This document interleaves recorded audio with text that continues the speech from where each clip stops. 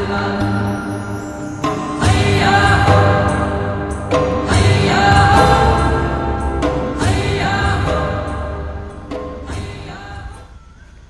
मित्रांनो, मी वैभव शिराज तुमचं स्वागत करतो आपल्या नवीन एका व्हिडिओमध्ये.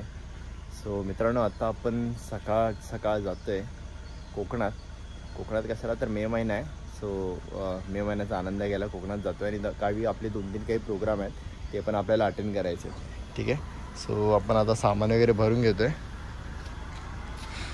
बॅग वगैरे टाकलेले आहेत, थोडाफार सामान आहे. सामान आता भरू, एक सामान आता मयूर घेऊन येतो आहे.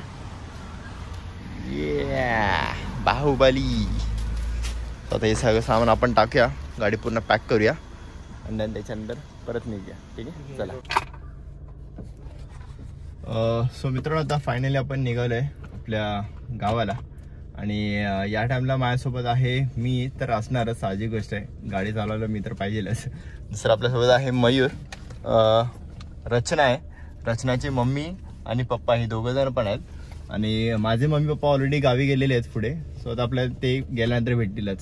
सो आता आपण चालू करूया आपली जर्नी आणि मुंबई गोवाची काय अपडेट आहे ते तुम्हाला जाता देईनच. बऱ्यापैकी तुम्हाला माहिती असतीलच, पण नसतील तर माझ्या नजरेने एकदा बघून घ्या तुम्ही. ठीक आहे, तर चला आता आपण. आणि राहिला प्रश्न, कालपासून मुंबईमध्ये 2 दिवस झाले पाऊस खूप पडतोय.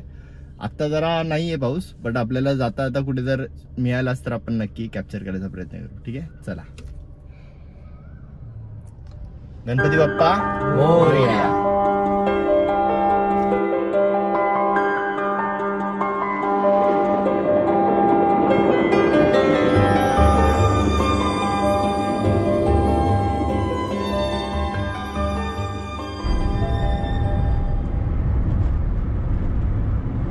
मित्रांनो, आता आपण ऍक्च्युली जातोय वडखळ रोडने.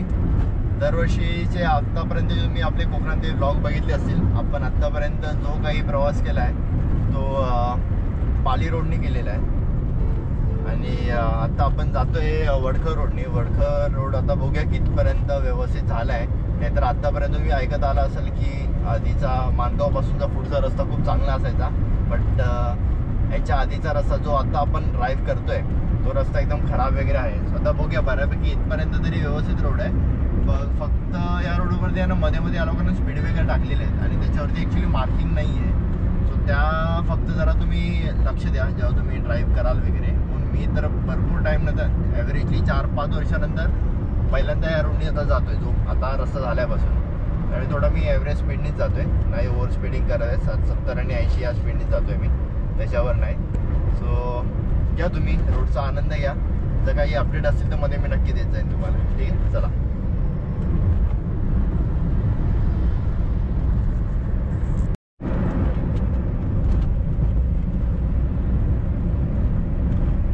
मित्रांनो, आता आपल्याला थोडंफार इकडे मध्ये ना दुकानचं थोडं सावट लागणार आहे. म्हणजे दुकानचं असं जे आपल्याला पावसातनं जाणवतं धुकं.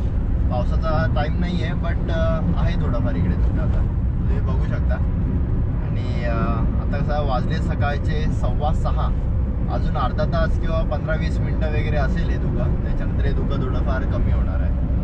आणि आत्तापर्यंतचा थोडाफार रस्ता चांगला आहे, काही हरकत नाही इथपर्यंत. आपला अलिबाग फाटा क्रॉस केल्यानंतर माणगावपर्यंतचा एक्झॅक्ट फायनल अपडेट.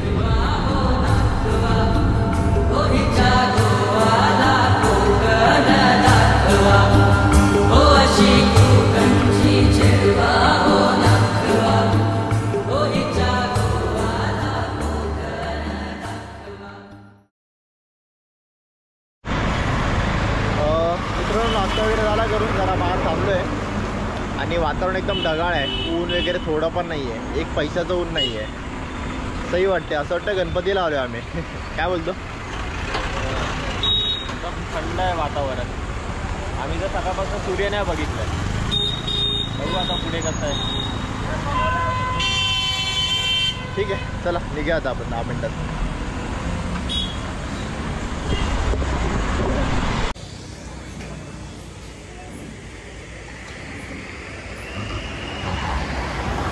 मित्रांनो, आता आपण थांबले माणगावला नाश्ता करायला आणि माणगाव स्टेशनच्या बाहेरच आहे आपलं आपण.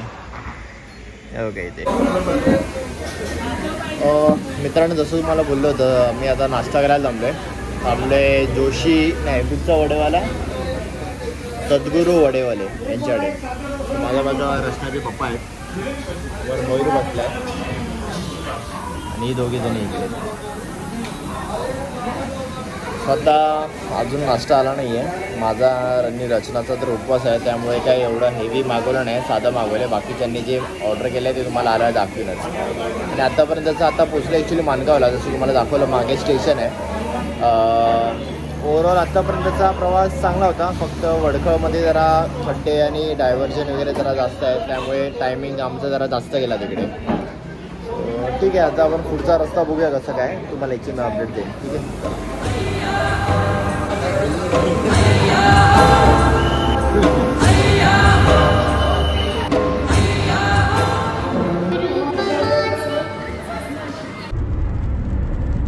मित्रांनो आपण आता जस्ट निघालो नाश्ता वगैरे करून.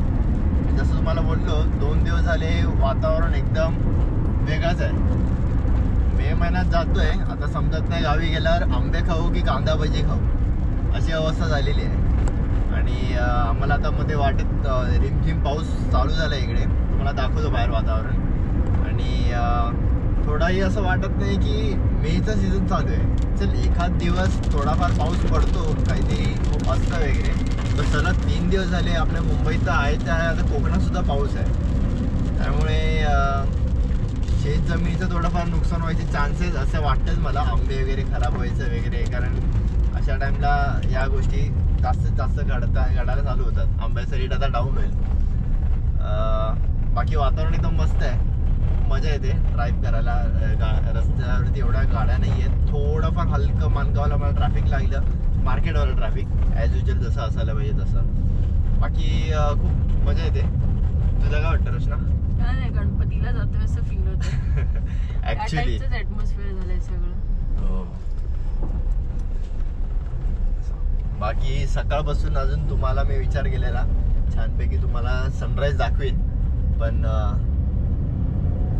सूर्याचं लांबून पण थोडंफार आम्हाला दर्शन झालं नाही, कारण वातावरणच तसं आहे, पूर्ण ढगाळ वातावरण. ठीक आहे, तुम्ही सिनेमॅटिक एन्जॉय करा तोपर्यंत.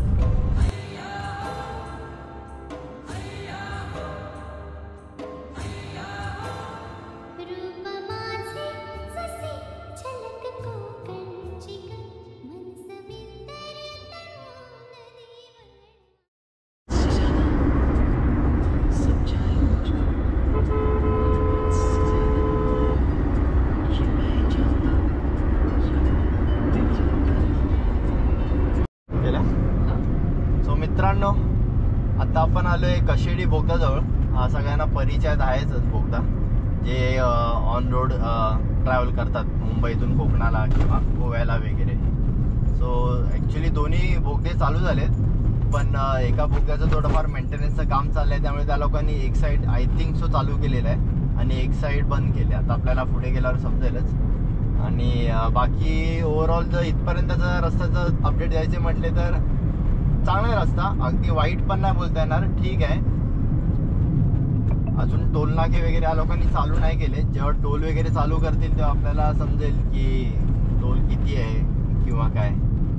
आणि फायनली आपण आता बोगद्यामध्ये एंटर करतोय आणि यांनी दोन्ही दोन्ही बोगदे ॲक्च्युली चालू केलेले आहेत. सो आता आपण वन वेवाल्या बोगद्याने एंटर करतोय. आणि हा बोगदा अंदाजे 700 ते 800 मीटर एवढा डिस्टन्सवरती आहे, मीटरचा आहे. अजून आतमध्ये लाइटिंगचं वगैरे काम नाही केलेलं आहे, बट होऊन जाईल मे बी या गणपतीपर्यंत हे करतील हे काम.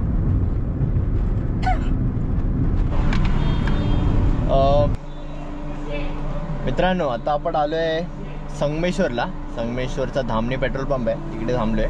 पेट्रोल एकदा टॉपअप करूया. आता हार्डली आपण अर्धा तासामध्ये आपण पोचू. एक मार्केटमध्ये जायचं आहे, मार्केटमध्ये थोडंफार काय ना काय शॉपिंग करायची आहे, लाईक जेच कांदे बटाटे वगैरे असं काय ना काय. सो अरे यार डिक्की का उघडली, एक मिनटं मित्रांनो, चुकून डिक्की उघडली. टॉप केला सांग त्याला.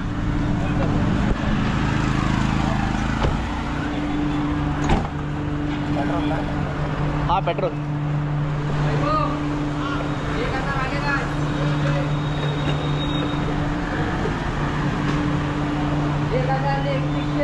कितीचं गेले पेट्रोल बघूया आता.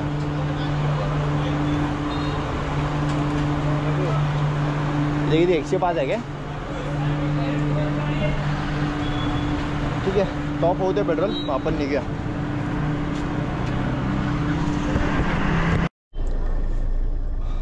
मित्रांनो, आता आपण थांबलो आहे संगमेश्वर ST डेपोजवळ.